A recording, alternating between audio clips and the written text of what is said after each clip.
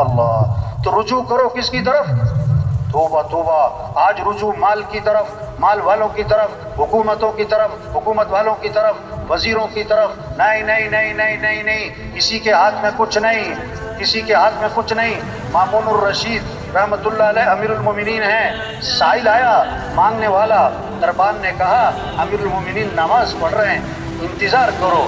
بیٹھ گیا، سلام پھیرا امیر المومنین نے، ہاتھ اٹھائے اللہ کے سامنے، مانگ رہے ہیں مانگ رہے ہیں مانگ رہے ہیں مانگ رہے ہیں. جب دعا سے فارغ ہوئے تو پوچھا اس سے بھائی کیسے آئے؟ انہوں نے کہا جی السلام علیکم میں جا رہا ہوں، میرا مسئلہ حل ہو گیا.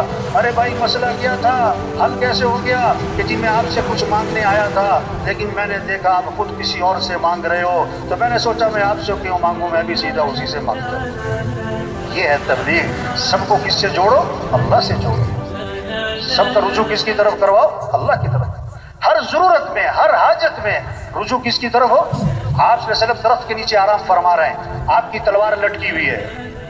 ایک کافر آیا، آپ کی تلوار ہاتھ میں لیتا ہے، آپ کی آنکھ کھلی، تلوار لے کے سامنے کھڑا ہے اور کیا کہتا ہے؟ میں یمنعک منی، آج آپ کو میرے سے کون بچائے گا؟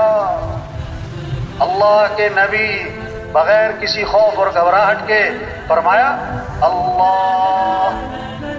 اس نے پھر کہا میں یمنعک منی، کون بچائے گا؟ فرمایا اللہ. فسقط السیف من یدہ، تلوار اس کے ہاتھ سے چھوٹ گئی. آپ نے تلوار اٹھائی، فرمایا تو بتا کہ اب تجھے کون بچائے گا؟ انہوں نے کہا آپ تو بڑے بھلے آدمی ہیں.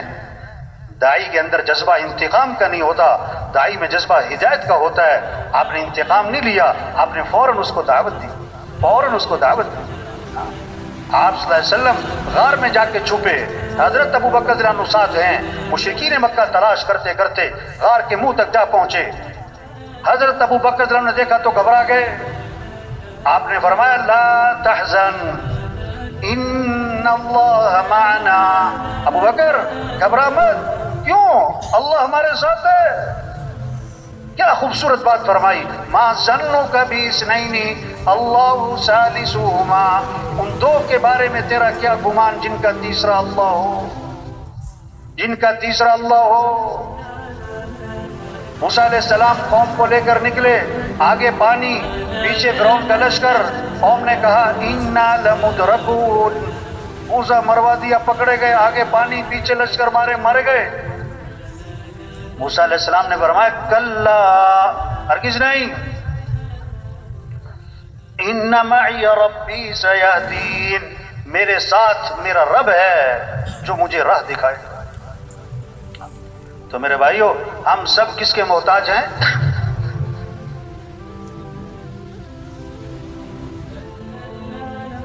جتنا مجمع ہے اپنے محلے میں، اپنے علاقے میں، جماعتوں میں نکل کر، کبھی سروزہ، کبھی چلہ، 3 چلے، یہ سال، یہ 7 ماہ، عمومی گشت، بیرونی گشت، روزانہ کی نقل و حرکت، گھر گھر کو جانا، ہر گھر کا دروازہ کھٹکھٹانا، ہر غریب امیر تک پہنچنا، پیار سے، محبت سے، نرمی سے اس کا رخ اللہ کی طرف پھیر دو کہ اے دنیا کے انسانوں، کس کو راضی کر لو، کس کو ساتھ لے لو، اللہ کا ساتھ ہونا، یہ ہے کامیابی.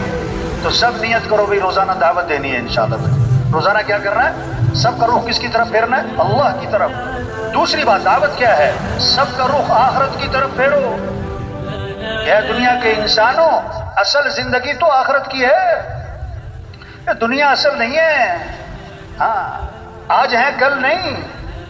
کتنے ہیں جن کا کفن بازار میں پہنچ چکا ہے، انہیں پتہ بھی نہیں ہے. وہ مرنے والے بوڑھے نہیں، جوان بھی ہیں، بیمار نہیں، تندرست بھی ہیں، غریب نہیں، امیر بھی ہیں، فارغ نہیں، مصروف لوگ بھی مرتے.